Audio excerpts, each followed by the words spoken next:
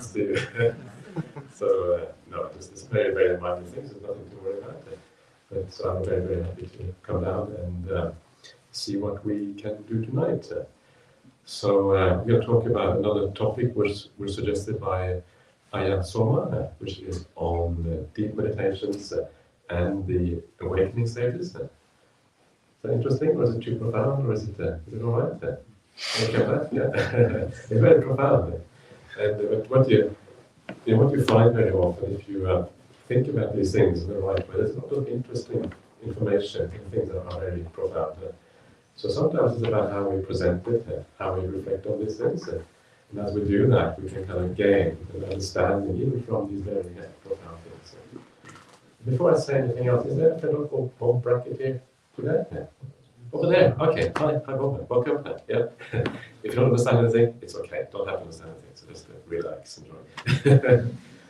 Great. Not everyone here is a Buddhist, so they kind of, what am I coming into here? It's scary. Have you come over to Buddhist monasteries before? You have. Okay, good. I'm glad. Because first time is like, whoa. First time I was in the Buddhist monastery, it was really kind of scary. So that's good news. So we're going to talk about deep meditations and awakening, and to what extent deep meditation is required, how it is required, why it is required, how there is a connection between these things, and then hopefully we will see what happens as we go along. And of course, you're very welcome to ask questions at the end. So we'll see what happens there. So one of the kind of basic ideas of the Buddhist path is the Noble Eightfold Path. Anyone has not heard of the Noble Eightfold Path? Everyone heard of it. Okay, you're well educated. That's good. So the Noble Eightfold Path. The Noble Path begins with right view. Yeah, you have to have some idea of how the world works. It goes through all the processes of ethics, purifying the mind, meditation, and ends with this thing we call Samma Samadhi. Samma Samadhi are the Jhanas, right? That's how it is defined. And sometimes people argue that Samma Samadhi does not mean the four jhanas, but I think those arguments are really, really weak. So I say four jhanas, end of story, that's what I say. When people say other things, that's what I say. So four jhanas, right? And so this is the Noble Eightfold Path. And the Noble Eightfold Path is the path that leads to awakening. So what that means is that these four jhanas are part of that path. Yeah, the Buddha says elsewhere, he says in the Pasadika Sutta, the Digha Nikaya 29, it says that there's nothing superfluous in my teachings. There's nothing missing here. Yeah, it is complete, it is coherent, it is a whole. And so when he says that Samma Samadhi is required for awakening, you can't say maybe not, in certain circumstances. It doesn't work. If it's there, it is kind of there. Yeah. So I think that is the basic starting point. Then you have to have this very profound meditation states, known as jhanas, really for the full awakening to be possible. Are you with me so far? Yeah? Okay. If you disagree, you can. But wait, not now, wait till after the end of the talk. But then the question arises, what about the lesser awakening? We have partial awakenings, like we call it stream entry, once returning, non-returning, and the final awakening. And the first awakening experience is like when you see that reality that Buddha is talking about. Then you purify that reality until you reach the kind of final and full awakening experience. And before I go further, is there anyone called Kara here today? Kara? Where? Hi. There! Hi Kara. I forgot. Were you just on Monday as well? No. No. Okay, good. I'm glad you are here. Okay. Welcome there. So these are people. Okay, so good. So I'm glad. So please come up and say hello afterwards. Just you don't have to say much. Just hello is good enough. Yeah, great. Okay, excellent. So that is the kind of the starting point, right? That we have that as the foundation. So, but then what about these lesser awakening experiences? What is required? How does it work? How does this fit in with this whole idea? And one of the kind of interesting things in the sutta is that there is no absolute statement that says you have to have a jhana experience to become a stream entry. It doesn't say, sometimes the sutta say, this, it's impossible, it cannot be that this happens without that kind of really, really strong. It's like you cannot cut through the hardwood of a tree without first cutting through the bark. Yeah? So you have to kind of do things in sequence. First the bark, then the softwood, and the hardwood. You can't cut the bark hardwood first, right? Kind of obvious. In the same way, you cannot attain full awakening without jhana states. But that's the one, there is no absolute statement. And if there is no absolute statement, then it's a bit more tricky to decide how this works. So I'm going to now show you a few places in the sutras that give you some ideas about the connection of samadhi and the awakening experiences. How do you all translate samadhi? Do you have any favorite translation for that?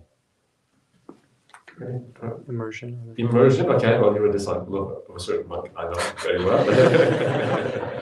That's his translation, immersion, okay, immersion, that's a, yeah, I think it's very, gets to the point of the issues, I think it's good, but yeah. Any other suggestions for samadhi? Anyone think samadhi might be a good translation? Concentration. Concentration, okay, that's a very common one, that's what Wikipedia uses, yeah, okay. So, but this is interesting, because if you do one translation, then you're kind of not choosing others. And sometimes there are many different translations that are possible, and they're all kind of pointing roughly in the same direction. So the idea of concentration is the idea that you're focused, right?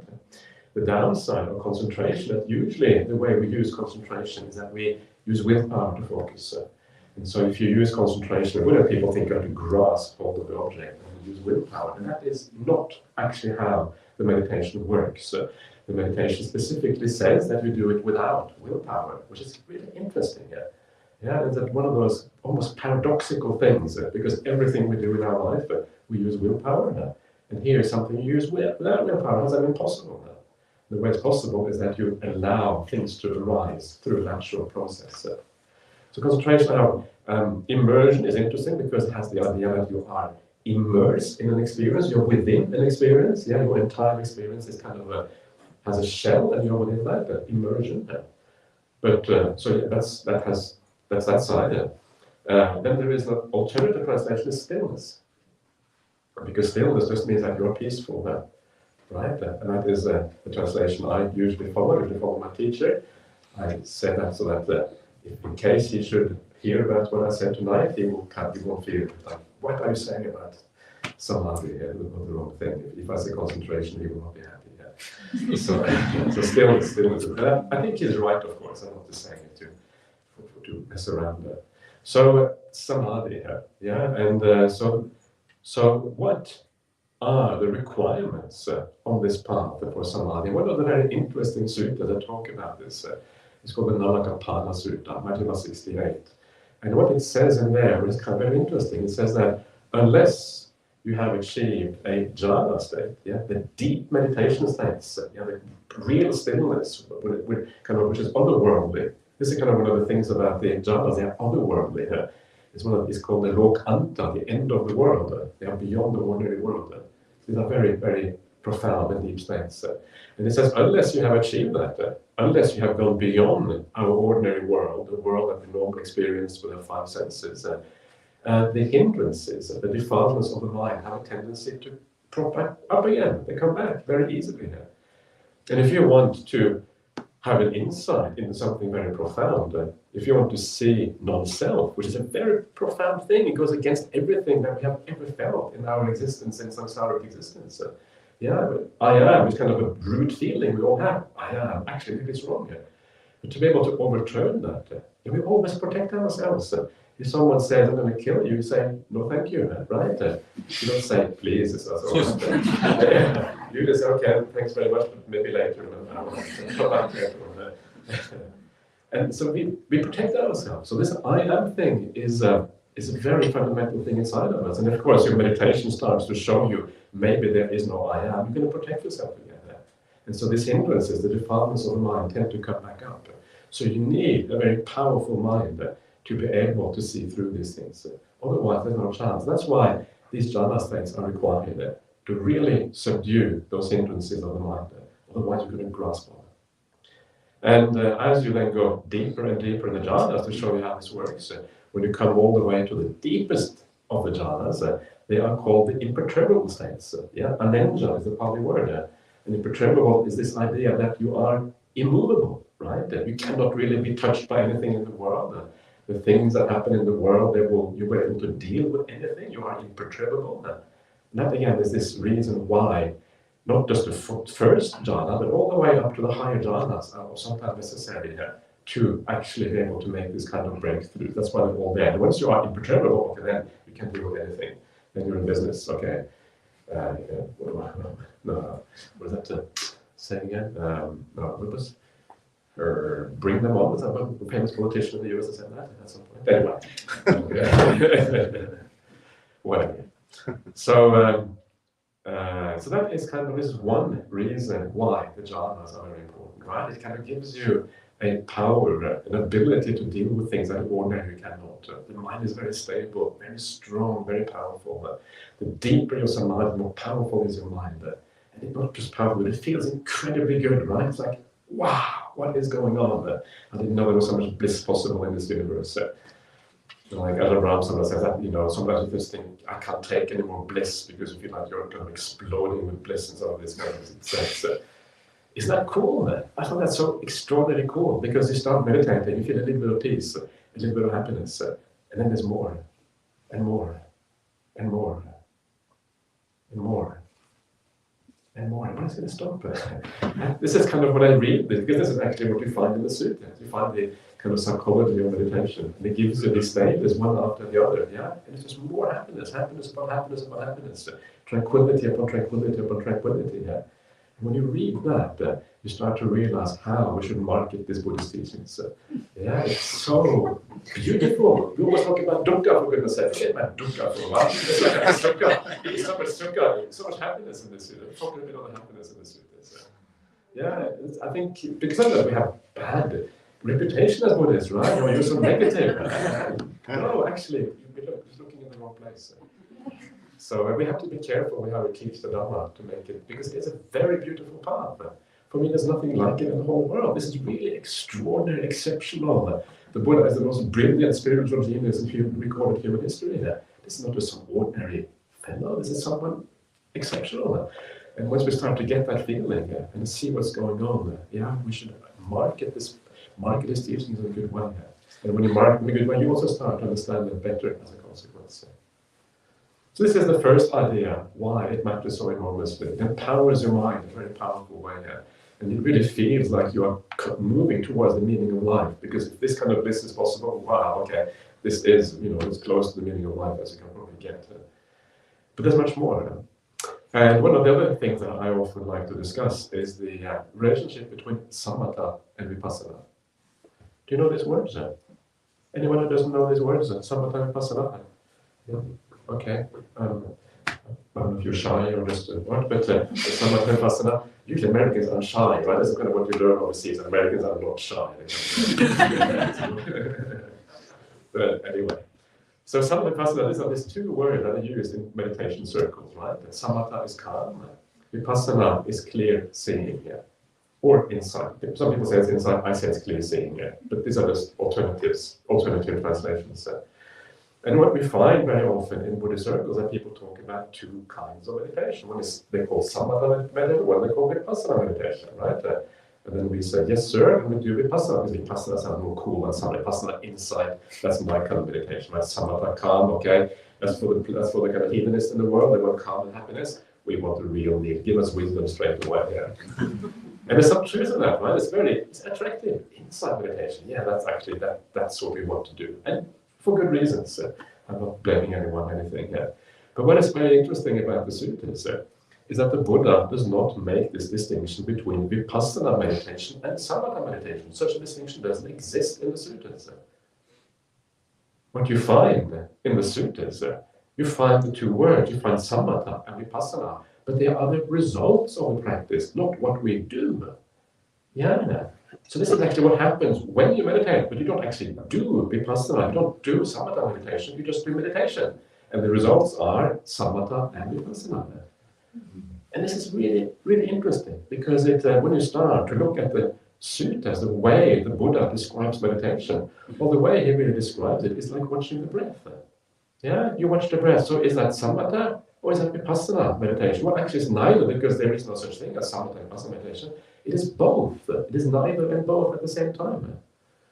So the idea in the suttas is that if you practice the Noble Eightfold Path, including the mindfulness of breathing, the breath meditation, what happens is that two qualities start to arise in you. One is calm, one is clear seeing. You get these two qualities as you practice the Noble Eightfold Path.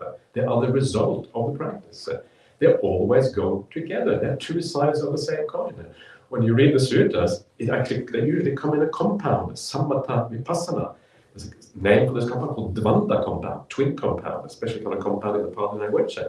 It means both together, yeah? They are not really separable there. And you are endowed with vipassana according to the sutras. Well, endowed with something means that you have it, doesn't mean you practice, it means you got it, right? But you gain something here. And this is actually very, very interesting because what it means is that the deeper, the more calm you are, the greater is your insight. Yeah, these things come together. And why is that? I want to explain to you very briefly why that is the case. Because this is like, to me, was revolutionary for me when I started to understand these things. Because I started to see that the way we are sometimes taught the Dhamma is not wrong necessarily, but it's very kind of one-sided. It's slanted in a certain way, biased in a certain way. But actually, it's actually often not exactly how the Buddha taught things.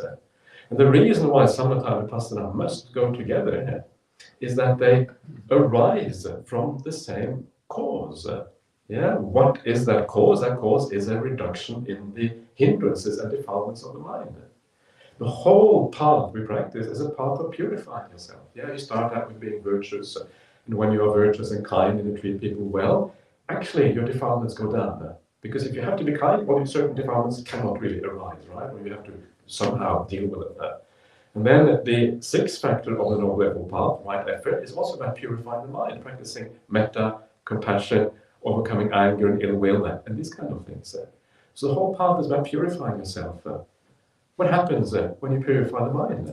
What happens is that you start to become peaceful. Why? Because the defilements that we have in the mind, desire specifically, desire is always about the future. Craving is about somewhere we want to go, somewhere we want to be. It is always about the future. And if you are in the future, you're not present, you're not mindful, you're not here. Right? So if you want to be calm, you have to give up these defilements because they stop you from being present. So we can see how calm arises out of a reduction in defilements. Clear seeing, insight is the same. Insight requires that we have a mind that is neutral.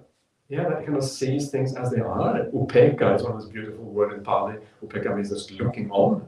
It often translated as equanimity, but it just means really looking on at things.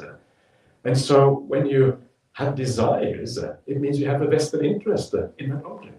When you have ill will, you have a negative bias against the person. I don't like that person. Mine is already negative towards that person. Actually, I pointed towards this monk, but I didn't mean that. They're all my friends. Sorry. Oops. So we are biased. We are biased by these things. And because we are biased by this, we can't see things clearly. So clear seeing or insight also depends on a reduction in the defilements. Yeah? So both calm and insight, both calm and clear seeing, relies on the idea of reducing your defilements. And as the defilements get reduced more and more and more, going down and down and down, you get more calm and you get more insight, more clear seeing as a consequence. Yes, they go together. There's two sides of the same coin, the coin of meditation. And it happens through simple things like mindfulness of breathing. Yeah, the various kinds of meditations taught by the Buddha, loving kindness, karuna, these kind of things. So that is the second thing I wanted to point out. Yeah, because what that means then is that the deeper you're calm, the greater your insight, right? If they come together, deeper you're calm, the greater is going to be your insight. And of course, if we get to really, really profound calm states, like the jhana states, it's going to be pregnant with the most powerful insights, precisely because you are extremely calm. If they go together, that is the obvious result, right? And lo and behold, when you start to really look at how these things are described in the sutras, one of the interesting things about the jhanas is how they are described in the sutras, the kind of adjectives or, adjectives and ways that they are taught basically in the sutras. And one of these very interesting words in the sutta that describe the jhanas and also the factors of awakening, or the not like the status of awakening, is a word, it's a bit of a mouthful. The word is allang arya nanadasana visesa. Yeah. Now this word, allang arya jnana-dasana, yeah, you know this word jnana-dasana? Maybe some of you heard it. Jnana means knowledge and vision. Visesa means distinction. The distinction in knowledge and vision, allang arya, worthy of the noble ones. This is a name not for the insight, but for the jhanas themselves. They are, in their own right, distinctions in knowledge and vision worthy of the noble ones. It's like kind of extraordinary. You think this would be the case for the insight? Yeah, oh, wow, I'm awakened. Okay, this is worthy of the noble one. This is knowledge and vision. But actually, the jhanas themselves are called that. That's kind of extraordinary. Why is that the case? And the reason why it is the case is because when you have these experiences, that experience is full of information, about the nature of the world. Because when you have a very simple and powerful experience, state of mind or whatever, then all the things that have gone are not there. You start to understand everything has ceased. And you see things in a entirely new way because of that very powerful and simple thing. And then when you come out of it afterwards, you get some very powerful insight into things like dukkha, suffering, and impermanence, and these kind of things. So these things themselves are called that, which is kind of really remarkable.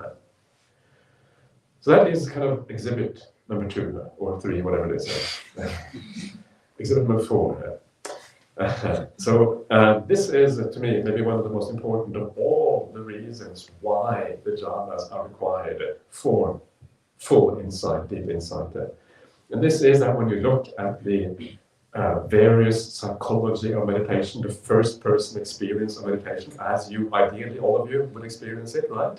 When you look at that first-person experience of meditation, it is always comes a certain sequence. And the sequence in the sutta is very standard sequence, found absolutely across the board into this.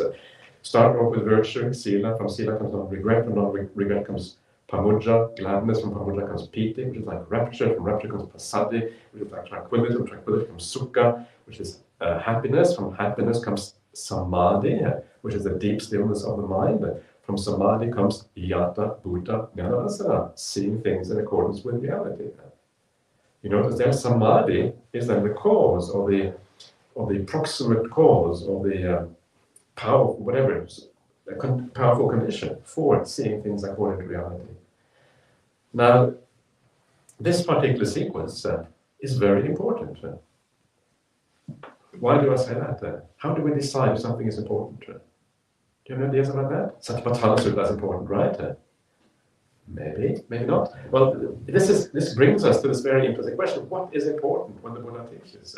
What should we place special focus on when we read the suttas? And very often people will say, yes, Satipatthana Sutta, that's the Buddha's path to awakening, that is what matters.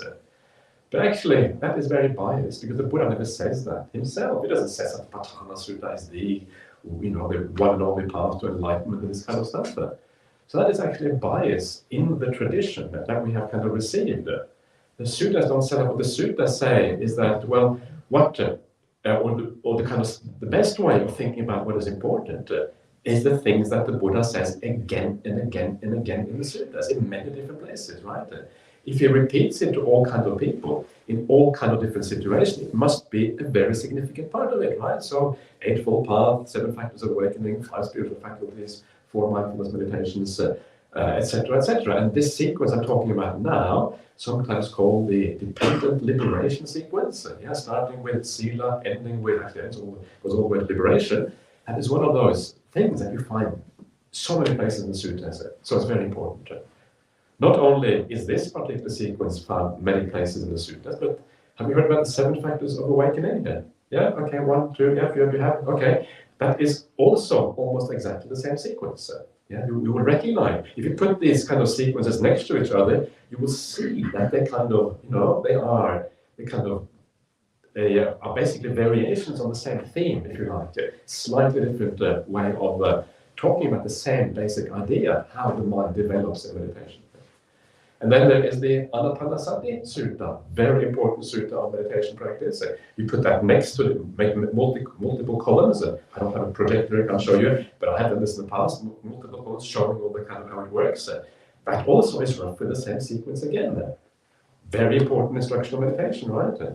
Then we have the 6 anusatis. Anusatis are the recollections that we do. Also a very important way of describing meditation. Again, almost exactly the same. So many of the most important frameworks for how meditation progresses, they are basically one and the same idea. Yeah, and they all go in this way. And the significant thing I'm looking at now is the link saying that samadhi leads to yata bhuta navasana, stillness leads to seeing things according to reality. So what do we mean by stillness? Yeah, I mean, and this is of course very important, otherwise we can't figure out what's going on. Well, to do that again, we have to use this idea. When the Buddha uses the word samadhi in the sutras, usually it refers to jhana states. I did a analysis, and once I kind of counted, I have this kind of nice software which counts words and all kind of stuff. This is what you get when you're monk. And so the software I counted the number of times the jhana, word jhana is found in the 4 main nikayas. The 4 nikayas are like the 4 main scriptures. And then I counted the number of times other kinds of samadhi I found, like animita samadhi, sunyata samadhi, these are kind of more marginal samadhis. And the jhanas I found occurred about 1,000 times in 4 nikayas. Sunyata samadhi, 6 times. So I thought, okay, forget about sunyata samadhi. So I thought this is kind of completely irrelevant, right? It's so marginal. It's less than 1% of the other one. So for that, and this is how you kind of decide again, what things mean. What is the preponderance of usage in the sutras? So when we say samadhi, the default assumption is that it refers to jhana states. That's the default assumption. When it then comes to yata bhuta navasana, seeing things according with reality, what does that mean? Well, that includes things like stream entry, because entering the stream is precisely seeing things according to reality. That's exactly what it is. So that link there, which you find everywhere in the sutras, is essentially saying that jhanas are the proximate cause, that's one translation is for this, for seeing things according to reality. So are you convinced now? Have I kind of really convinced you? Are you going to go back and when you hear someone saying vipassana, no, I heard it from this monk, he is right, definitely. What are you going to do? I don't know. But to me, this is a very strong argument. And I remember arguing this with Venerable Analayo. I'm not sure if you've heard about Venerable Analayo, because we had this argument about this kind of thing. He said, you almost convinced me there. He was very kind of staunch on the vipassana side. So, okay, almost. I wasn't quite happy with that. So this is again very kind of powerful evidence in this way. I'm going to give you one last bit of evidence. Can you remember all this? You can? Wow, that is pretty impressive. I'm really, really impressed. Okay, don't worry about remembering it. It's kind of, this is just putting it out there. Now, the last one is the idea, is the kind of general evolution of the mind. Because so much of the path of Buddhism is about giving things up. We start by giving up immorality, we become moral. We give up bad habits of the mind, we go to the good habits of the mind. We give up things that block us in meditation, and then we meditate properly. And so it's all that kind of this idea of giving up, one thing after the other. And so what is the natural sequence? Is the natural sequence jhana first, then stream entry? Or is the natural sequence stream entry, then jhana? And the answer is, well, jhana, you're giving up less. Jhana, you're still holding on to that blissful experience in that attainment. That is still left. You haven't seen non-self fully yet. So you're giving up less in a jhana experience. Stream entry, you're giving up everything. You see everything as non-self. And when you see everything as non-self, you give it up in terms of giving up attachment and craving for these things. So the natural sequence is first jhana, then stream entry, because you're actually giving up less. So this is how we kind of should look at this particular path. So that is basically the kind of some of the arguments that I would use when I talk about these things. And so I would say, well, if we look at the sutras, basically it is fairly obvious that you have a jhana experience, then you have a stream entry experience, right?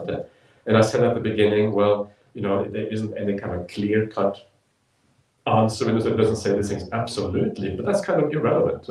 What matters is not the absolute statement. Maybe it isn't absolute. What matters is the preponderance of evidence pointing in one direction. That's what we're seeing here. The preponderance evidence is moving us in one direction. That is what is important. So when people ask me the question, do you have to have jhana to become a stream enterer? I say to them, wrong question. Yeah, because it's a meaningless question. It doesn't really matter. That's not the point whether you have to have it or not. The point is that that is the natural sequence. And if you come to the jhanas on the path, you don't stop, say it's not really required, I will go straight to stream entry, thank you very much. That's madness, right? You can see what that is madness. That will actually stop you from getting there, right? Yeah. So and so the question is misguided. The question is wrong.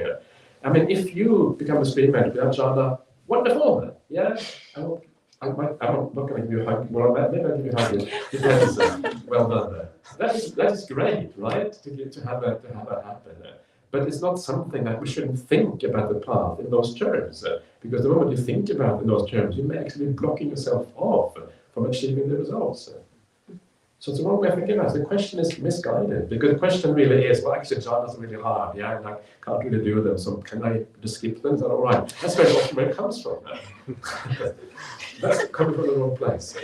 If you can't get there, you have to try more, right? You come to more retreats, you come to Perth in Western Australia. Have you been there? Come to Perth. It's the best retreat centre in the, not the world, the galaxy. Yeah. So anyway, I just whatever. So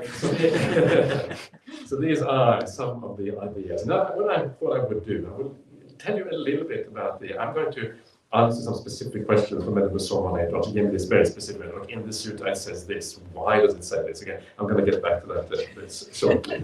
So that's good. But before I do that, I want to just have a little bit of a look at the Anapanasati Sutta.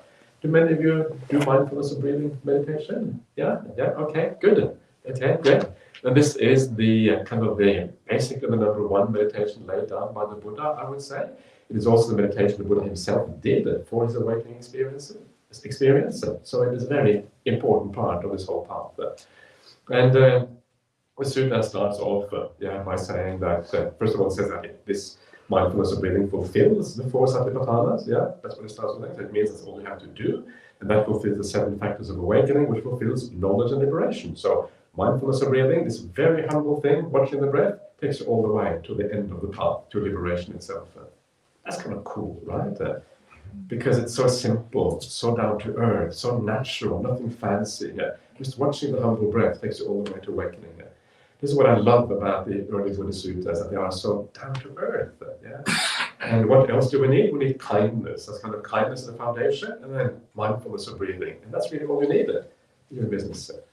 And can go all the way to the end of the path from that. It's so simple. How come we're not all arahants already? That's what I want to know. So it starts off by saying that it takes you all the way to the end of the path. Then it says that you go to a secluded place, because the deep meditation happens in secluded places, especially if you want to take this all the way to the end. Then you sit down. Mindfulness of breathing happens in a sitting posture. Then you sit down, you straighten your body. So when kind of mindfulness becomes reasonable, you straighten your body to be comfortable. Then you establish mindfulness in front of you. Parimukkham satting upadapetva, or you establish mindfulness in the here and now. So this is a very important part of this instruction. First of all, before you watch your breath, you have mindfulness first of all. This is such an important thing. Don't miss this. In my entire talk, this is the most important thing I'm going to say. Please don't miss this one. Forget everything else. This is what matters. If you're going to be comfortable with doing mindfulness of breathing, establish mindfulness first, then do the mindfulness of breathing. The vast majority of people, they close their eyes, they go straight to the breath, and very often it means using willpower, it means becoming uncomfortable, not really enjoying the meditation as you should. Take a lot of time at the beginning, allow yourself to relax. Let the mind fall to peace by itself, by just standing back and allowing things to calm down. This is really the critical thing at the beginning of meditation. So you do these things in the right order. Mindfulness first. The purpose of meditation is not to give rise to mindfulness. Mindfulness comes first, then comes meditation. Sure, mindfulness then becomes stronger as well as you go on, but a certain minimum degree of mindfulness, a sense of clarity in the present is required for this to work out. So remember that, and then once you have established that, then mindful you breathe in, mindful you breathe out. In fact, it says just mindful you breathe in, mindful you breathe out. Just mindful, just interesting one. This is kind of what I look at. I think just mindful, right? Okay, why just? What else could you possibly do? Willpower, right? No willpower. Just mindful, just aware, not need to do anything. Sit back and enjoy. So this. Yeah, very, very important instructions because now we are learning why meditation often is uncomfortable. Why, because you're not really relaxing enough at the beginning, establishing the right things. Then breathing in long, breathing out long. You are aware, yeah. You know you bring in long, you know you bring out long. Breathing in short, bring out short. You're aware of that. You are aware of the whole breath. Yeah, breathing in, breathing out, you're aware of the whole breath. It's a bit controversial, but I'm supposed to say that without kind of making too much out of it. And then calming down the breath. You breathe in, calming down the breath. You breathe out. Yeah, and you don't do anything. All you do is observe it, and this happens automatically. The training is just the observing. The training is getting out of the way, allowing the process to happen. And because we are compulsive doers, it's actually quite difficult just to stand back and allow things to be. But as you allow things to be, this process happens by itself. Yeah, it is an automatic kind of process, and you will start to see already at this point, when you come to this particular point, if your breath is calming down, you will notice that actually I have quite a lot of. I feel peaceful. I have a lot of clarity in my mind. Yeah, because nothing much is going on. There isn't much sloth and torpor or restlessness. There's not much thinking going on. There's just a degree of clarity. So you can see already, if you observe what is going on there, you will see these qualities of Samata and vipassana growing at this particular point. Yeah, you can see these things happening, coming together. And one of the things that very often happens at this particular point in meditation, or even earlier, is that you start solving the problems in your life. Have anyone here ever solved problems in their life during meditation? Has anyone not do it? I should probably ask. Has anyone not done that? Everyone does that, right? Because one of the reasons why we do that, one of the reasons I do that sometimes, I should be embarrassed for saying this, but the truth is that because you start to feel the mind is empowered. Yeah, you start to feel that you are peaceful, you have more clarity, you are more able to see things in the right way, so you can actually resolve those issues that you had before. But that, of course, is not the idea. Yeah. And so you can see there that Samata vipassana is kind of working. That's why you want to solve the problems in your life. And then the breath meditation carries on. Yeah, and then it says, breathing out, you experience piti. Breathing in, you experience piti. Piti is like the rapture, the kind of the joy sometimes coursing through the body. Yeah, now it gets incredibly beautiful and powerful. And the mind becomes even more samatha and vipassana. And as you start to look at your experience, you start to see that things are starting to fade away. Things are starting to disappear. This is kind of the beautiful thing about what happens in meditation. The experience becomes simpler and simpler and simpler. And, hello, cat? Simpler and simpler and simpler as your body fades away, your senses start to fade away, the painful experiences start to fade away, yeah, and all that is really left at this point. There's a little bit of senses are there and the joyful experiences. And so you can see how things are fading away, yeah? You're becoming more calm, more letting things go, things are disappearing. This is what calm is about, letting things disappearing. And with that simplicity, you start to see the fading away and cessation of a large number of phenomena in your mind. The mind is becoming very simple now.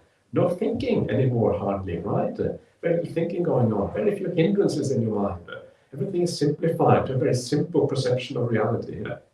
And what that means is that because your perception of reality is very simple, it means that if you look at all those things that were there before, you would actually, they were all suffering, right? Because when I was thinking, wow, there was so much suffering thinking about this, I had these pains in the body. Actually, the body is a bloody nuisance. Yeah. This is a British expression, bloody nuisance, right? So I used to live in England for a few years, a long time ago. So, and so you see the dukkha in things, right? You start to understand suffering. This is what we mean by clear seeing. It is connected with the calming down because you Experience is smaller, the things that have disappeared must be dukkha. They're also anicca because they're gone. And sometimes when things cease completely, disappear completely, you also know that they are not self because you can't access them anymore. So then you go deeper. Yeah? Insight and calm going together, stage by stage, letting go of things, allowing the world to disappear. Then comes sukha, happiness, even more happiness. Then comes chitta sankhara, patisamvedi, experiencing the movements of the mind. These are the movements, the feelings and the perceptions. Then you have chitta sankhara, patisambhati, calming down the movement of the mind. So even more calming down, even more happiness. One thing after the other. That's stage number 8 of the Anapanasati. Stage number 9, Chittam Patisamvedi, experiencing the mind. Yeah, now it gets really, really interesting here. It gets incredibly inspiring here. Like now you have coming to the point where you experience more happiness than probably you have ever experienced in your life. Maybe way more than ever experienced, depending on what your personal character is. What does it mean to experience the mind? Well, experiencing the mind means giving up all those things that are not mind, yeah? Which of course is the body, the 5 senses. The 5 senses at this point are really fading into the background. This tiny bit there, but fading into the background. The mind is coming to the focus. And what we mean here by the mind, it often manifests like a light, like the sun that arises in the mind. There's a beautiful story. This comes to mind now. It's a nice story. There was a Vietnamese lady. She was from Vietnam. She was one of these boat refugees that we have in quite a lot of in Australia. They're trying to flee the communist regime in Vietnam. And she came to Australia. And of course, once they come to Australia, they want to find their kind of footing in a new society that they don't really understand. So they often go to the Vietnamese temples, right? Lots of Vietnamese temples. Do you have any Vietnamese temples here in the US? Yeah? Okay. So she would go to this Vietnamese temple, right? And she was so happy to be in this place. She felt, wow, I have something to support me. I don't feel completely alone anymore in the Vietnamese temple. You start to feel at home. It's very important that we have these facilities for refugees. Otherwise, it's incredibly traumatic to be a refugee, changing your culture, everything. Yeah. And so she came to this temple, and she was just feeling so happy. And then she saw a statue of Kuan Yin. Kuan Yin? Right there, this black statue up there, a dark one, that's Kuan Yin. Kuan Yin is one of these Mahayana statues, the kind of a feminine bodhisattva. And when she saw Kuan Yin, which is a very important deity or a very important bodhisattva in the Vietnamese culture, she just bowed down. And she was so overcome with bliss, she said, I saw the sun, she said. I kind of saw the sun, but I tried to hold my hand over my eyes, the sun was still there. How can that be? And the reason, of course, is that she was so happy that she kind of had this incredibly bright mental experience, right? It's like the sun was blinding her. And this is what we mean by experiencing the mind, because at that point, the world basically goes, and all that remains is the mind. And you really start to see the impermanence of the body. The body is pretty much gone. You start to understand the dukkha of the body. The less there is of the body and the 5 senses again, the more enjoyable is the experience. And I think that is why Ajahn Brahmāli. Anyone not heard about Ajahn Brahmāli? Everyone heard about it. So this is why Ajahn Brahmāli doesn't look after his body. I don't know if you know it, but he kind of getting bigger and bigger. Yeah, I've seen him on YouTube. It's like, I try to tell him, Ajahn, eat differently. Yeah, do some exercise. He never listens to a word that I say. Absolutely impossible to do. There's no way to listen. Because I think he doesn't care about his body, to be honest with you. He's in his mind, 100%. He's just the happiest person I've ever met in my life. He's just a different story.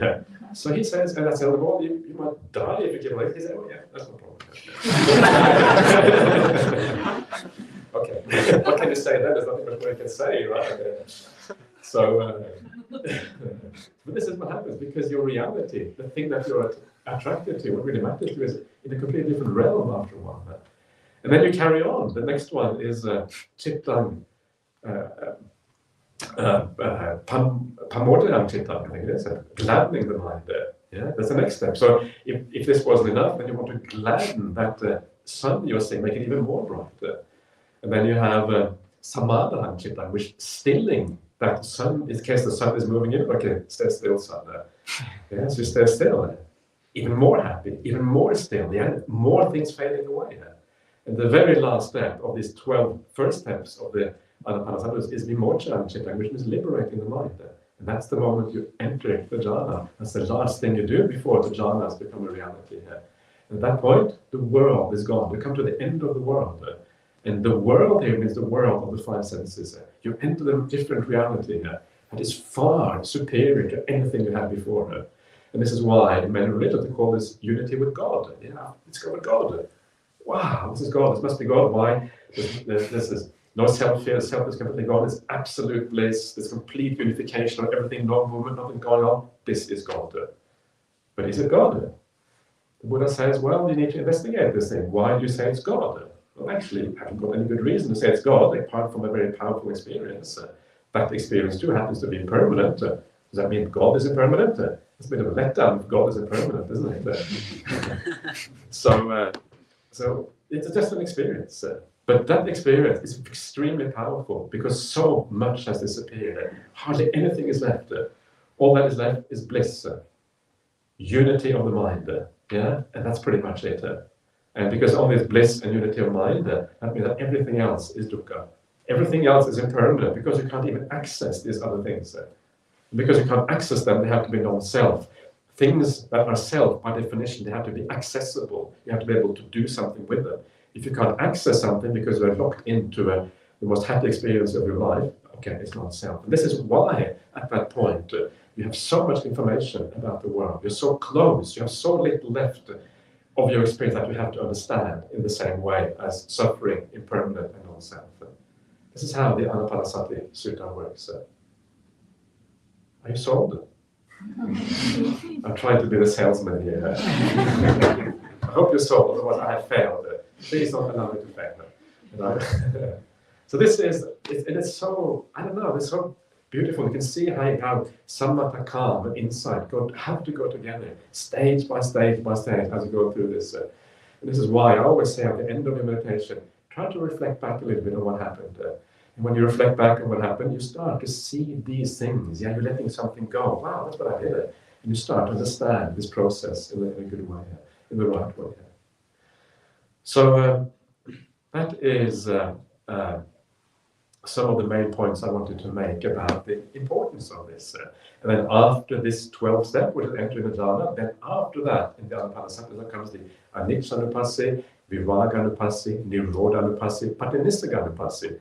Contemplation of impermanence, contemplation of fading away, contemplation of cessation, and contemplation of letting go. These are the insight things. This is what I just talked about, how you get insight from these experiences. But now I'm going to do what I said I was going to do, which is to reply to some of the questions from Venerable Soma.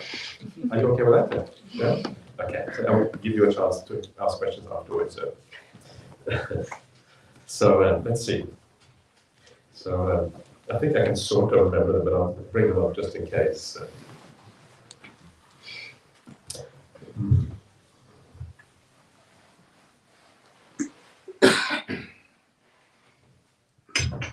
All right, so this first one here is quite an interesting one. Actually, all very interesting. So let's see. This is about a monk called Chitta Hatti Sariputta. Chitta means mind, Hatti is elephant, and Sariputta is like, I don't know, son of Sari. So the Sariputta of the elephant with a Chitta mind as a first name. It's kind of a strange name. Chitta probably means variegated there, actually. Yeah, anyway, it doesn't matter what his name is. Completely, utterly beside the point. But this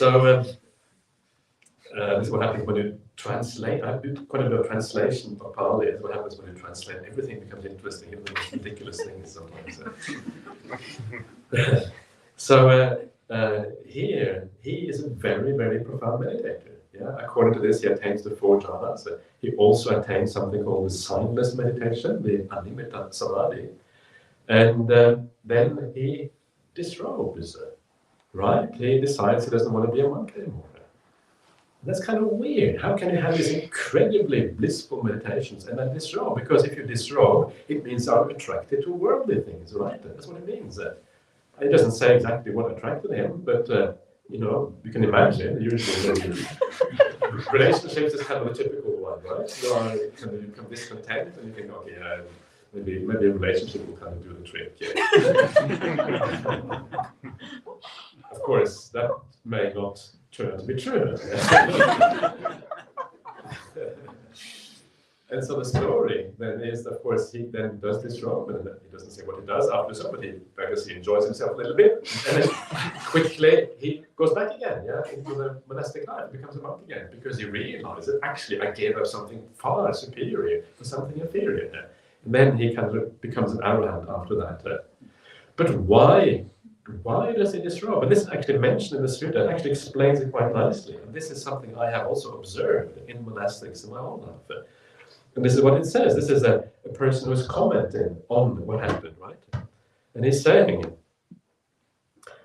once you have these profound meditations, and maybe you haven't really had the noble insight yet, you're not a stream entry yet, because you think, maybe then can you get a bit conceited, right? And you start mixing closely with monks, with nuns, with laymen, with laywomen, with rulers and the ministers. Because if you are a very powerful monk, and this happens even in Thailand today, if you are very powerful and a charismatic teacher, and you have a profound presence or something like that, the king comes down and bows to you, right? This happens in Thailand. The Thai king literally bows to monks. In the US it isn't like that, but in Thailand it is like that. Yeah, people at the top of society come and so that's kind of. This is actually the way things were at the time of the Buddha as well. And you can see, if you're not really ready for it, it can be intoxicating perhaps, right? Even though it is nothing, who cares if the king bows down? It's kind of completely irrelevant, but And then they mix with teachers of other paths and the followers. And when you mix closely in this way, you become intimate and loose. Spending time chatting. And so lust infects the mind. Raga infects the mind. The word lust here is not a very good translation, because this means desire in a much broader way, but it obviously includes that. So you are basically, you're kind of backsliding, you're going backwards, you think that you are solid, and actually you're not. And I've seen that happen many times in monastic life. People who were good meditators, and suddenly they are disrobed, and they are married, and they have kids. And I think, wow, how's that? Me, the idea of having kids, I can't even imagine. For me, it's completely unthinkable. It's just, I don't know. Maybe I shouldn't. I don't know if there are. Anyway, but it seems like such an incredible burden. I have a brother back in Norway. He has 2 kids, and his life revolves around those kids. This is the whole life, taking them here, there, doing things with them, everything. Doesn't really have a life. But I guess people enjoy it. I guess. I don't know what to say. Fortunately, Chitta, he got out of it before he had the kids, right? So he got it out. But it shows you how you can go wrong, and how, unless you have the insights, unless you have the understanding, unless you really have gone out of things, your mind can be reinfected by these things. And I remember there's one kind of nice story that this is from the sutta. This is a sutta called the Aganya Sutta. It's a very interesting sutta about how the universe begins. And in most religions, God creates the universe and the good kind of universe begins up. And in Buddhism, it's like it starts with the ending of the previous universe, then the universe begins, right? In other words, there is no first point in Buddhism. And then all of these beings that get reborn or exist in that universe, which then is expanding, coming out, they are really, really happy, because there is no lower realm, there is no ordinary realms. So they're all reborn in a realm equivalent to the jhana states. The Abhasara Loka is specifically said there. They go there. And this is a bit controversial, because we wonder how they got there without making them come by. This is kind of another interesting point for discussion. Have you got some ideas about that? Yeah, okay, well, tell me tomorrow. Tell me tomorrow. I think now that would be a good idea. So this is what we do here when we this is nothing about seeing monks you don't really know. I don't really know, but these vendors very well. The first time we meet, So then you can have lots of discussions about points, and you can get some new ideas. That's very exciting. So thank you very much for doing that. So They are reborn in the Avasraloka, supremely, completely content, one of the highest kind of mental states you can possibly have. No desires, no craving, nothing. Faring through the sky, feeding on bliss. Feeding on bliss. Piti baka is the word. Isn't that kind of awesome? Feeding on bliss. So the feeling of bliss, traveling through the sky, no desire, just enjoying these supreme experiences. And then the world develops, and as the world develops, it gets more coarse. And then this kind of substance arises in the world. And then this being thinks, the substance down there, I wonder what that might be here.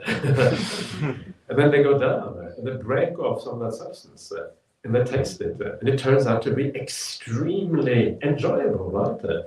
Like nothing like we have in humans, like ambrosia times 1,000. Yeah? And then, of course, craving arises in them. And that's kind of weird, yeah? This is the same thing we're seeing here. The idea of someone who's completely content, have a deep state of samadhi, but actually there is something that drives them to crave regardless. And that is, of course, what drives them is the doer, is the mind, is the I that wants to express itself in the world. And because the I wants to express itself, it destroys that beautiful samadhi that you have. And then you're back to a lower state as a consequence. And this is why you have to have the insight into non-self, so that the I undermines this whole idea of an I. Then you will not lose those samadhis anymore, because the basis for this kind of activity is gone. That's kind of a really interesting idea right there in the Aganya Sutta. So this is the problem in the world. This is why you need the insights. It's dangerous on every stage of the Buddhist path, because as you go on the path, you feel that you're having some success, things are going well. And when you have some success, people start listening to you more, you get more people around you, and it's easy to become corrupted. Unless you have a teacher like Ajahn Brahmāli, he will always put you in your place. I love Ajahn Brahmāli for that. Yeah, he doesn't really allow you to get a big ego. I'm going to sit next to Ajahn Brahmāli. Yeah, if I kind of have a bit of a big ego, he will that will get demolished like that. Yes, I'm kind of and that's actually beautiful. I'm very happy with that. Ajahn Brahmāli is, he's beyond getting corrupted. I've lived with him for 30 years. He's one of these people who is completely uninterested in worldly things. His mind is always inclining towards samadhi. That's what he says, and I believe it. He goes back to his cave and he just meditates. And he's not interested in things in the world. And it's kind of remarkable when you meet someone like that. It's very rare. And after living with him for 30 years, I have very little doubt that actually is where he's at. And it keeps me in place. If I didn't have Ajahn Brahmāli, I don't know what happened with me, to be honest. I would be in big trouble. So if you see me kind of leaning in the wrong direction, tell me off. No, that's just being facetious. I don't worry too much about that. Oh, anyway. So that's the first sutta that Venerable Soma suggested. Now let's go on to the next one. We have a few minutes to go a little bit faster, because that was maybe the most important one. And this is the Salega Sutta, in the middle-length sayings of the Buddha. And in this sutta has an interesting phrase where it says that you meditate in the 4 jhanas, right?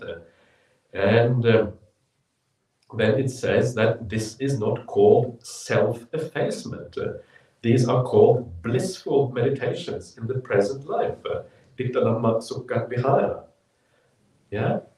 And so the Buddha seems to be saying, well, what's going on here? How come these things aren't self-effacement? Why? What is the story here? What is the relationship between this self-effacement and this jhanas? Because self-effacement means giving up the sense of self, really, ultimately, right? And so the point here, and this is where it starts off, you have to read the whole sutta to really see what's going on there. And it talks about these ideas in the world, the doctrines of the self, connected with the self and connected with the cosmos. And these doctrines are the doctrines of the Brahmanical tradition in ancient India, which had this idea that the Brahma is the great consciousness behind everything, and then the idea of the self inside, which is kind of connected with that kind of large Brahma. So what we're talking about here, we're talking about people who already have wrong view. And because they have wrong view, then when they come to those jhana states, they will see those states as affirming their view beforehand. And that's why it is not self-effacing. The sense of self is actually still being taken for granted or whatever at this case. And so this is why it's very important that when we're talking about samadhi, we're not just talking about just the jhanas. we're talking about jhanas conjoined with a right view. So you have to have a degree of right view, and that right view, of course, is a degree of confidence in the teachings of the Buddha. So when you come to these states, you don't take them as God, because the Buddha said, actually, there's no grounds for taking this as God. They are impermanent like everything else. And then you investigate them further, and then they become self-effacement as a consequence. Am I talking sense to anyone? Yeah? Okay, I'm glad. Yeah? Because sometimes it's very strange. I notice by myself, sometimes I feel, yeah, this is, it's really sensible, everyone understands, and people in the audience have got a clue what they're talking about. Actually, making it too complicated or something, right? This happens. So please let me know if I just kind of way out there somewhere.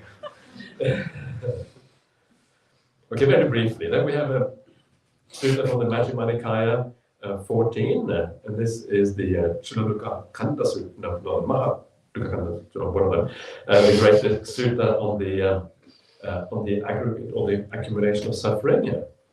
And there is a man called Mahanama. He is a once returner, not a non-returner, once returner, according to the commentaries.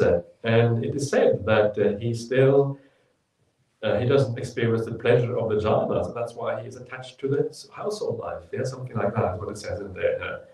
And the idea there is just that just because you are a non-returner, if you live a very busy life, you may not be able to attain those jhanas. It's as simple as that. And then you lose it, and because you lose it, then you indulge in the sensual pleasures in the world. That's really all it means, I think. So you have to kind of keep them going. This is one of those interesting things. If you want to get reborn in the jhana realm, is that what you want? Reborn in the jhana realm? Okay, listen, this is how to do it. If you want to get reborn in the jhana realm, it specifically says in some of the suttas in the Anguttara Nikaya that not only do you have to attain them once, but you have to attain them regularly, so that on your deathbed, you still have that ability to attain them. So when you die, through the process of dying, you enter those jhana states. So you have to keep it up, and then it actually leads to rebirth in that realm. But if you only have it once or twice, like maybe he had, then it may be enough to make you a stream enterer, but then it doesn't carry on after that. Then we have Nandiya, who was a stream enterer. The idea that the stream enterer can dwell negligently and not concentrate the mind. In other words, attain the jhanas. So you don't make any effort. Because you don't make any effort, you dwell negligently. There's no joy, there's no rapture, no tranquility, there's suffering here. So in other words, that whole process in the mind that comes when you are diligent and reflecting on the Buddha in the right way or whatever, that process doesn't start because you are too busy with the things in the world or whatever it is. Last one, Sarakani, another person who is kind of a Sadhanusara, Dhammanusara, the lowest kind of normal people. They have the faculty of faith, energy, mindfulness, immersion, and wisdom. So they have that faculty, and that seems to mean that once you become those things, then you have access to them. I don't even necessarily know that you had to use a jhana state or samadhi to become those things, because they're kind of the lowest areas. But once you, excuse me, that's my cough coming back here. Once you attain that insight, then those 5 faculties are stabilized, and then it's easy to attain samadhi, etc. And this is actually one of those great ways of knowing whether someone is a stream enterer or not, is how easy access they have to the jhanas. There's nothing really that should stop you from getting the jhana, especially on retreat. Maybe not if you're very busy in lay life, but if you go on retreat, like the Buddha sometimes recommended lay people to do as well, then you should get very easy access. Why? Because you have right view. It's fully solidified. You know exactly where happiness is and exactly where suffering is. So you can let go of suffering bad like that, and you can enter samadhi easily. If someone is not able to enter samadhi, even on retreat, it probably means they're not a stream enterer. It's one of those characteristics. Anyway, a little bit technical there. At the end, I hope you're okay with that. So that is what is there for you. The jhana states, samadhi, if you practice in the right way, if you follow this on, and I can guarantee you, if you're able to enter or achieve some of these things, you will really feel like you have discovered the meaning of life. This is kind of what is so remarkable about this Buddhist teaching. It is not just about, okay, yeah, you get wisdom, or yeah, you have some deep meditation, but actually, no, it actually is like finding the meaning of life.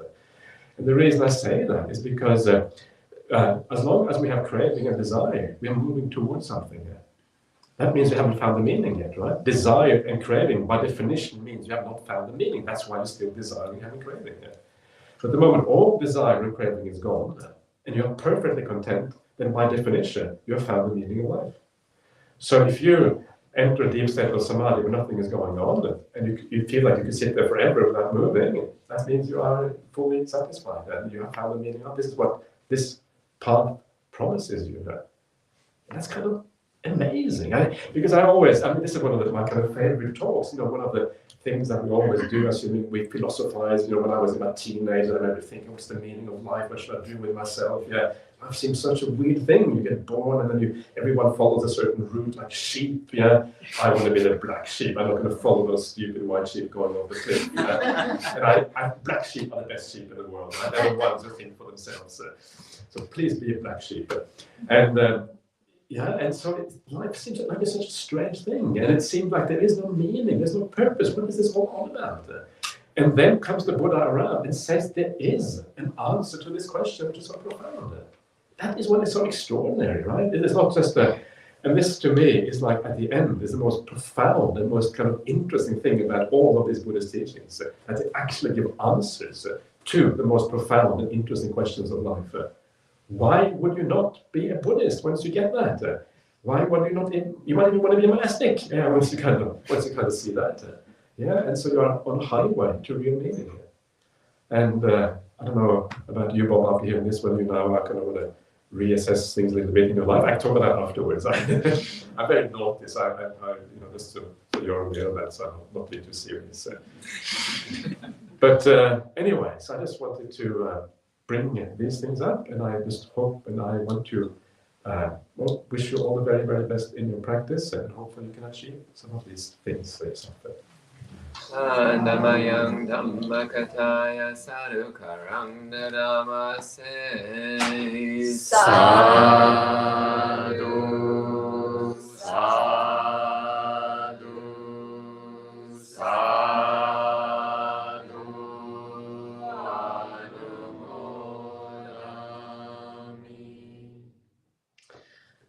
Okay, everyone, so now is the chance to ask some questions or make some comments or whatever you like. You are very welcome, but there are no limits. I'm not a kind of very grumpy monk, so you can pretty much ask whatever you like. And I'm not going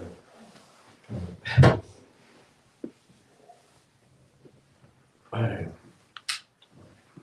Who wants to be first? There should be like a rush to be first, right? Because now you have the opportunity.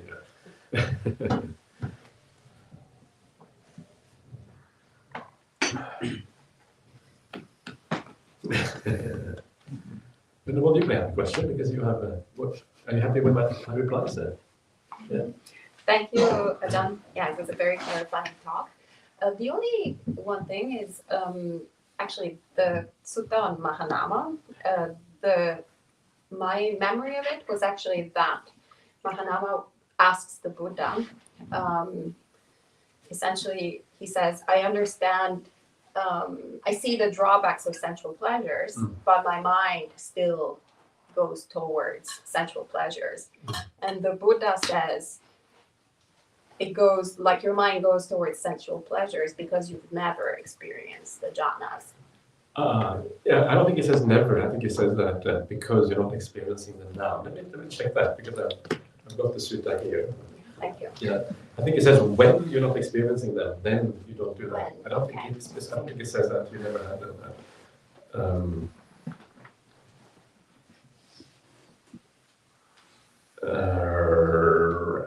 Okay, let me give me 1 minute. Let's see what we can do. There's always special service to the monastics, so I'm going to get this up. So it's all available on the internet. If you ever wonder, all the sutras are on the internet. If you go to a website called Sutta Central. Yeah, it sounds like a Sutta website. You go there, you find lots of translations of all of these sutras, and among them, Venerable Sudhasa's translation is also there. So yeah, so it's kind of cool.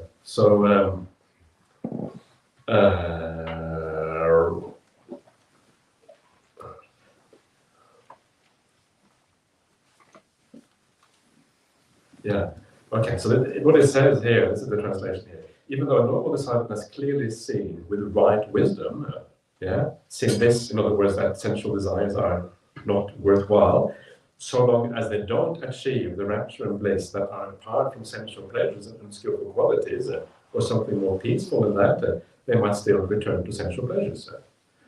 So the way I understand that, I would have to look at the Pali to see exactly what it says there, is that when you don't, when you lose them, or at the time when you don't practice them, that is when you return to sensual pleasures. And the idea there, this is kind of the nice thing the Buddha talks about in the suttas. He says that we always seek for pleasure. Yeah? Pleasure is such an important thing in our life. Everyone wants to have a happy life. We avoid suffering and want to go to pleasure. And if you cannot access the higher pleasures of the spiritual path, you will always go to the ordinary pleasures of life. That's what the mind goes. And the ordinary people, they only know about those pleasures, and that's why they are addicted to the sensory pleasures of the world. Yeah? This is where addiction comes from. So the only way you can get rid of that addiction is then to experience something higher. I think that's what it's about.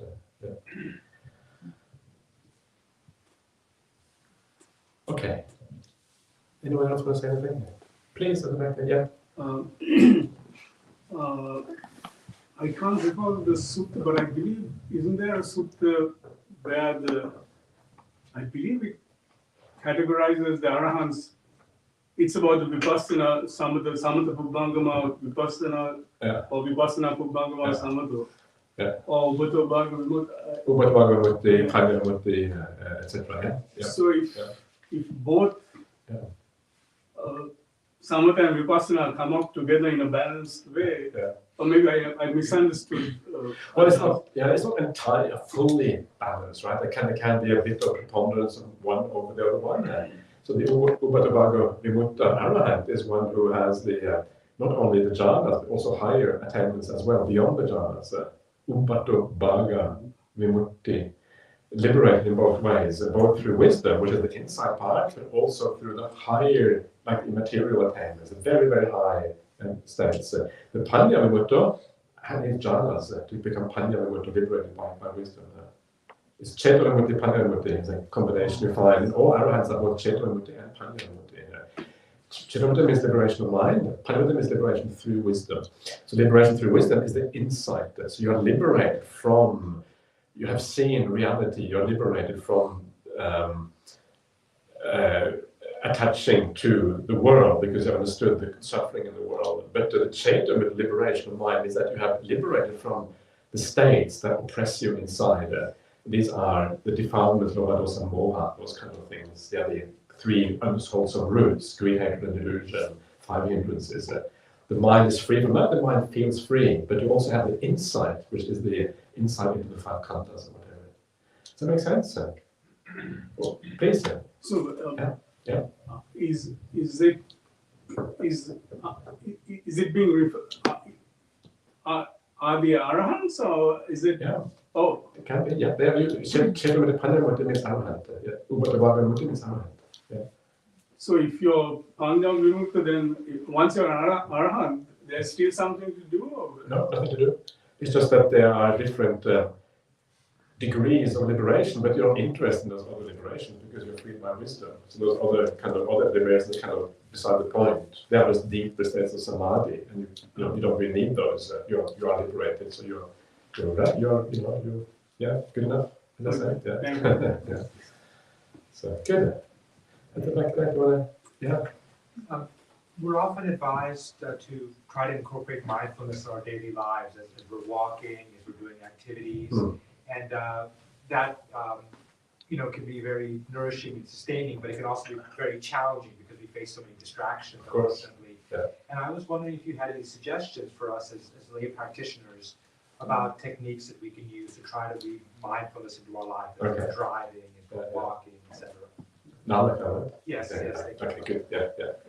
So in daily life, one of the I think is a little bit perhaps unfortunate is that sometimes meditation is explained that you should be mindful in daily life, right? This is kind of know that you're doing this, know that you're doing that, know that you're drinking the water, giving a talk or whatever.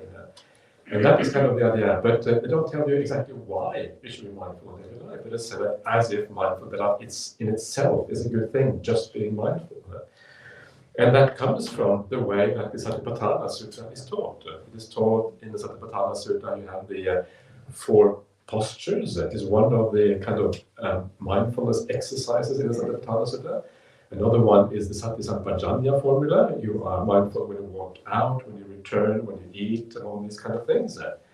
And that has been incorporated in the Satipatthana, but actually it doesn't really belong there. These belong earlier on the path, because these are Sati Sampajanya, these are things that purify the mind. They actually belong beforehand. And once you see that distinction, and this is actually something that has been my very close friend, Bhakti Sujato, who researches in great depth, he wrote a whole book about it called The History of Mindfulness, which is a very, I don't know if it was a good read, but I might be the wrong word, a good read, but if you are extremely interested in the minutiae of the Pali Canon, then it might be an interesting read. So it's like for 1 in a million Buddhists, basically. And so he made, and I think it's a very important point, because it means that actually mindfulness in daily life is not just about being mindful. It's being mindful for a specific purpose. And that specific purpose is to be mindful that you don't give rise to too many defiled states of mind. Yeah? And the most important thing to overcome in daily life is ill will, anger. We are so often in kind of in the grip of ill will and negativity if we're not careful with how we deal with the people around us. So that is the purpose of mindfulness. First of all, the purpose is to make sure we are moral. We don't treat people badly, we speak in a kind way, these kind of things. The secondary thing, if we can take it further, is to be aware of your mental content. Am I getting angry, etc. And then once you have the awareness that these things are happening, then you can actually do something. If you haven't got the awareness, you can't even do anything yet. And then you need the tools, right, to overcome that anger. And we talk about those tools quite often. Looking at people in a certain way gives rise to anger. Look at them a different way, no anger. So how you look at people. But also excessive greed, right? If you want to keep your 5 precepts, you can't have excessive greed and desire. It's going to destroy your precepts down the track. So you are aware of that. So that is what awareness in daily life is about. Sufficient to keep your moral conduct, not just awareness for awareness' sake. Because everything in Buddhism has a kind of a purpose. And that is what will give rise to meditation. Just being aware in daily life doesn't necessarily give rise to very good meditation practice, but if you are constantly purifying yourself, then when you sit down, your mind will become ready very quickly. Then meditation will work. One of the first. Yes, Kevin, please. Yes, thank you. Venerable. I wanted to ask so I'm very interested to the sutta stories you told where one can attain a jhana and you could also backslide. So that is interesting to me. And would it be a correct analogy or simile to say that it's like the 4 jhanas are kind of like a springboard into this awakened, and you mentioned the signless state, which I don't know about that. The signless meditation. You can say they are a springboard, or you can just say that they are this part of this continuum of movement of the mind in the right direction. But in a sense, they are a springboard because they are the place where you can actually have a revolution in consciousness, and you can see things completely differently. So in that sense, they are a springboard. I think that's a nice way of putting it. So on the one hand, they are a natural part of the natural continuation or continuum of the development of the mind. On the other hand, they're also a springboard. So both of those. The animita samadhi, the signless one, I wouldn't worry about that. If I were you, unless you are extremely interested, I think that also has something to say about those, so you can have a discussion with him. But they're very specialized states. Not necessarily uninteresting, but a little bit marginal, perhaps. Please. Thank you, Venerable. How do we develop right view around pain during sitting, in terms of not will, like when we're sitting for long periods of time and pain kind of comes up. Yeah. How do we be kind, and how do we check our motivation in terms of knowing, are we forcing ourselves, are we hurting ourselves during the practice, and how can we be comfortable and disengage with the pain? Change your posture. Yeah. That's number one. Don't sit. If it becomes like obsessive, the mind really kind of goes to pain all the time. Then change your posture. A little bit of pain is kind of part of the course, but when it gets obsessive, change your posture. That's the best thing. Yeah. And remember that the posture is not so important. Any posture is fine. The most important thing is that you are at ease, you're comfortable. That's what matters. Yeah. Please. Yeah. So I've been using the Satipatthana sort of explicitly in my own practice, and especially the line that says, he breathes in fully aware of the breath, he breathes out, or he breathes in aware or fully aware of the bodily formation. Yeah. So I've been using a translation that says he's aware of the full body and he's aware of the bodily formation, and that's why I was interested tonight to hear that you translate it instead as the full breath and the breath. Yeah. Especially because you say that using the breath is, can snowball all the way to awareness. Yeah. So if we're using body and bodily formation instead, does that make a difference? That's a very good question. This is actually one of those controversial questions that are discussed among people. So it's an important one, I think. I would say that I don't really understand why people think it means the full body. It comes from the Goenka tradition, because that's how it was interpreted in the Essen Goenka tradition as the full body. The Pali is Sabbakaya Patisangvedi, which means I experience the whole kaya. So what does kaya mean? Now this is, I think, a very, very important question. What does kaya mean? Like, kaya does not mean physical body. There are other words of physical body in the Sutta, like sarira, would actually mean physical body. Kaya just means like the sentient body. It means like the personality, the person, something like that. That's really what it means. So because of that, when it talks about here the Sabbakaya, it depends on the context will tell you exactly what it is. And the context is mindfulness of breathing. It's the Anapanasati Sutta, right? Everything's about breathing in and breathing out. And then at the end of this, further down in the same sutta, it says specifically there that the breath is called one kaya among kayas. The word that you are translating as body here is actually said specifically to mean the breath in this context. That's actually what it says there. Then you go to the commentary. The commentary says it means the whole breath. Then I go to my teacher, and Ram says it means the whole breath. Because you're doing mindfulness of breathing, so Ram says carry on with mindfulness of breathing. And I don't know. To me, it seems obvious that it means the breath. I can't really see anything else. Sabbakaya Patisangvedi, but there are people who say it means feeling the whole body. So then what you have to ask yourself is, does your meditation flow nicely? If it flows nicely anyway, it may not matter so much, right? If you kind of staying with a long breath, a short breath, then you feel the whole body, then you come to calming the body or calming the breath. That is Kaya Sankara Patisambhati, the stage before. Feeling the whole body or feeling the whole breath, and then calming the breath, right? Or calming the body. And then further down the track, the whole thing is breath meditation. So as long as you kind of come back to the breath at some point to carry on with the breath meditation, you are fine there. Yeah? So I would say there's no point in making a detour to the body. I would just stay with the breath all the way. So the breath there, long, short, full breath, calming the breath, and then experiencing the piti, that rapture through the breath. You want to follow up on that one? You look like a question mark. So. No, so I mean, on a practical translation of that to the steps you actually take when you're sitting down. Yeah. So if you're reading that line as he breathes in, tranquilizing the breath, that means if your breath is choppy, you're making an intentional effort to soften it. Or No intentional effort. Okay, I'm glad I asked. Yeah, no, that's not. The training that just means that when you start the meditation, it is not at that point there. So training just means the ability to just let things be, and then this happens.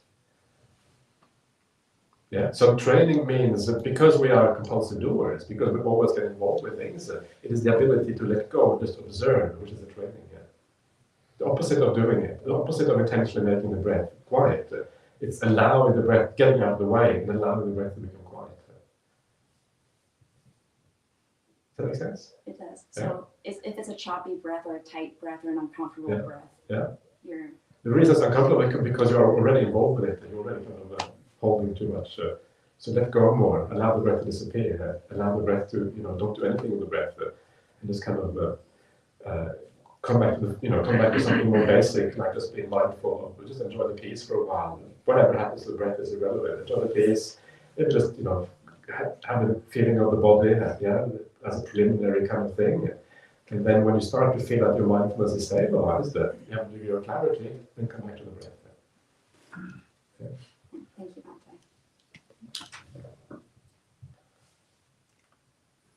Okay, anyone else? Everyone is supremely content? Yeah. Okay, that's good. Yeah, please, Bhante. Yeah. So it seems to me that in the Anapanasati Sutta, I don't know if it's written this way for ease of chanting or if it's intentional, but he breathes in, or they breathe in and they breathe out is repeated with each sort of activity or each instruction. And that seems significant to me. Yeah. But the way you described doing the first 12 versus the last 4 in terms of jhana, would that suggest that you're still focused on your breath once you're in jhana? And because that seems contrary to Ajahn Brahmāli's meditation technique. Absolutely. Yeah, I don't think the last step is the more challenging than liberating the mind. So you're still in the process of getting there. Liberating is the last thing you do before you enter the jhana, right? So you are still kind of potentially, there's a very weak awareness of the breath potentially still at that point. So the breath is still kind of your ultimate anchor point, but in a sense, already, at that point, it is so weak that it almost becomes completely irrelevant at that point. But if there's any doubt, you have the breath to use as a further anchor. Yeah. Yes, please. Bhante, thank you so much. I was so excited to see your listing for your Dharma talk tonight because this is kind of a returning of a home for me. And I have felt very significantly assured for a few years that the only time I've had an experience of this is actually here in this room, doing walking meditation between these two walls and the length of the room. Okay. And I came to the walking meditation on a 30-day retreat. And for some reason, it had skipped between counting my steps from 20 to all of a sudden I was in the 200s. And I felt so fully absorbed with the books and the statues and the wood and the air and the heat coming out of the vents. And that all of those things were fully absorbed in me. And I thought, oh gosh, I can really get addicted to this. This is what is I need to have this. I need to have this every day. How do I do this every day? And then I lost it. And then shortly thereafter, I was invited to run a vipassana center. So I traveled to the center, and it was to have a course on the sati. And I thought, oh, this is fantastic. I'm going to get it again. And of course, the managers and the assistant teachers all have the opportunity to go through the sutra too. But the whole time of the course, between the ordering of bananas and the running the kitchen and the cleaning and the everything going on, I couldn't even have a good meditation. And so I was so happy to come to your talk tonight because Okay, great. I was just so happy to come to your talk tonight because I think sometimes they talk about chasing that good feeling or that high or wanting to have it again and again. Well, I don't really think we should punish ourselves for wanting that or pursuing that or seeking that, but It No, certainly yeah. is proof in the pudding that I've never been able to, Yeah. to feel it again. Good. No, So I just think it's funny. but it's funny, but it's also you're lucky to have that experience, right? Because all this experience this shows us that there is an alternative reality is possible. You know, and that kind of opens the doors of perception a bit. It opens your eyes a bit to an alternative reality, and that will encourage you to carry on. So this is kind of one of those things that Ajahn Brahmāli had this expression of having a positive trauma. It's something. It's a beautiful experience because it is so powerful. You can never get it out of your mind. The deeper it is, the more powerful it is.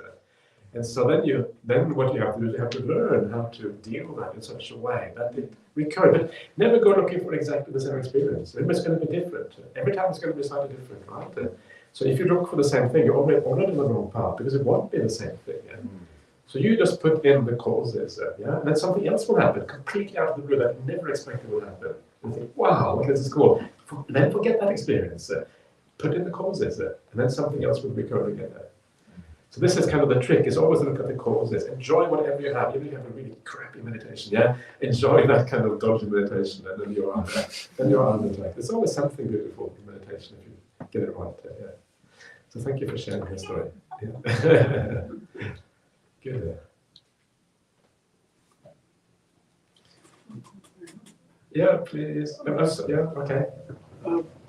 So if you take the first jhana, the access to first jhana, is your meditation object still the physicality of the breath, or is it something else? Something else. Yeah. Breath has disappeared, body has disappeared, 5 senses have disappeared. The will has essentially disappeared. All there is kind of stable perception. Even for the first jhana? First jhana is a little bit of movement, but very little there. Basically, you are stuck in the most delightful thing you ever experienced in your life. That's basically what it means, Yes, sir. Is it possible that you keep practicing meditation, but you never attain jhana? Of course. But that's what happens to 98%, 95% of people. So how to change it? Okay, this is a very good question. So thank you for asking that question. So this is the kind of question that really matters. How do you change that? How do you actually get there? This is what I talk about usually. I should talk about that today. I forgot afterwards, but now I give them to you. So this is found in places like in the Satipatthana Samyutta, where they talk about the foundations for meditation practice. And what is so interesting about meditation, I said before, that there is no will is required. And if there is no will required, it means that there's a natural cause and effect sequence. One thing leads to the next one. If it is a natural cause and effect sequence, that means that there's nothing you need to do, it happens. But what you need to do is the first thing in that sequence, because it is the first thing that drives the whole process. So what is that first thing? That first thing is sila. It is morality, it is kindness. And in that sutta, in the Satipatthana Sutta, it says, Samyutta, it says that there are 2 foundations for meditation. One is sila, the other one is ujjukaditi, right view. So these are the 2 things you focus on. And if you focus on those 2 things, you're going to get into jhana. But you really have to do these things 100%. So and this is very demanding. It is not easy to be kind all the time. Are you able to never get upset with anyone at all? Like always kind of have thoughts of kindness and compassion 24/7? That's demanding, right? But this is what we're looking at. This is what we mean by when we talk about virtue and morality. We're taking this to the very, very peak of what's possible. And then ujjukaditi, the idea of right view, is to understand where happiness is to be found. So if we think that happiness is to be found in the sensory world, the mind is going to incline to the sensory world. If we think that the happiness is to be found in meditation, if we really see that, the mind will incline towards meditation. Anyway, you look a bit skeptical, are you right? Yeah. I mean, like probably that the thing about the right view probably is a little bit like Well, this is what you do. That's why I come to talks like this. You can right view. Or you read the word of the Buddha. So you have to kind of allow yourself to be brainwashed a little bit by the Buddha's beautiful brainwashing here. Does it mean that we need to make like some sort of adhitana, like, hey, I have to attain jhana, but No. that doesn't mean No. that I'm No, absolutely not. clinging That's to the last. something. Yeah, absolutely. That's the last thing you should do. Do not make any adhitana. That is the worst thing in meditation. Yeah. Make a resolution. Make a resolution to be kind. Yeah. But even that one should not be too strong. Ideally, the kindness comes because you have a right view. Right view is the foundation. If you're kind because you have a right view, that will stay with you all the time at the back of your mind. Yeah, it will be like a presence on the back. As soon as you start to want to say something wrong, it will inform you. No, wrong. Don't go there. Yeah, and then you walk away from the situation if you have to, because you know something bad is going to come out of your mouth, and then you're going to. So this is the most important thing. You understand, actually, there is so much suffering in immorality and bad conduct. Most of the happiness in the world comes through living in the right way, being kind, thinking kind thoughts. Yeah. So the more you need to understand that, and you need to have a few tools for how to do that. How can I think thoughts of kindness when there are so many dodgy people in the world, right? That makes it hard. So then you have to have the tools. Learn to think about people in a useful way so that you don't have ego coming up. Yeah. Okay. There was someone else there. Actually, Yeah, my please. Yeah. question is ready. You answer again. Okay, good. And then Yeah. I have another question. Okay, all right. Okay. Fire away. Yeah. Yeah. If like people already have a good morality and then do sila every time, every day, and then without the meditation, we cannot get the jhana. Ajahn? Because morality, in Buddhism, the bar is set incredibly high. I mean, I know that all of you here are good people. Otherwise, it wouldn't be here. Bad people don't come to these kind of things. Right? That's just so obvious. So you're all good people. But the thing is that even if you are super good, there is super good, right? And we need to go to super good, or maybe even super good. Yeah, this is the problem. So. And so that I'm always concerned that people will put themselves down. They think, oh, I'm not good enough, whatever. Please don't think like that. Yeah, you're already. I know you're good people with good hearts. Otherwise, you wouldn't be here. Yeah. But just think, maybe I can become even better, regardless. Yeah, maybe I can become even more kinder. Yeah, even more compassion for the world. And it's I don't know. I've been here in the US now. I haven't really been much to the US before. I've been about 3 weeks. And I didn't really know what to expect. You know what you read in the newspaper, think, well, I'm sure I'm going to go to the US. But actually, when you come here, people are people. Yeah, and people are like everywhere, and you see there's a lot of kindness going on. There's a lot of kindness in this world. And I just walk on the street and see people. I've always been told that New Yorkers, they're really rude. But actually, I find New Yorkers to be really nice. Actually, I really like New York people. Yeah. And so. But I find this everywhere. Yeah, people are nice if you kind of look in the right way and do the wrong thing. Yeah, and so, but we try even higher, try even more, and that is the thing. So if you come to the Jhanas, it is because you need to have even more loving kindness, always loving kindness, never getting angry with anyone, always compassion. Understanding that everyone is suffering, everyone has a problem in the world, even the people who are really bad. You see the war in Ukraine, that's going to be a good example of what can go really wrong in the world. But what about, should we get angry with those Russian soldiers? They're just young boys. They're being sent in as cannon fodder to kind of die in the field by some unscrupulous general. How can we get angry with them? We have to have compassion for them. And then they kill others, making bad karma. So they kind of, it's a terrible situation. They haven't got a clue what to do, and then they cause other people to suffer. But you can't really get angry with them because they don't know what they're doing.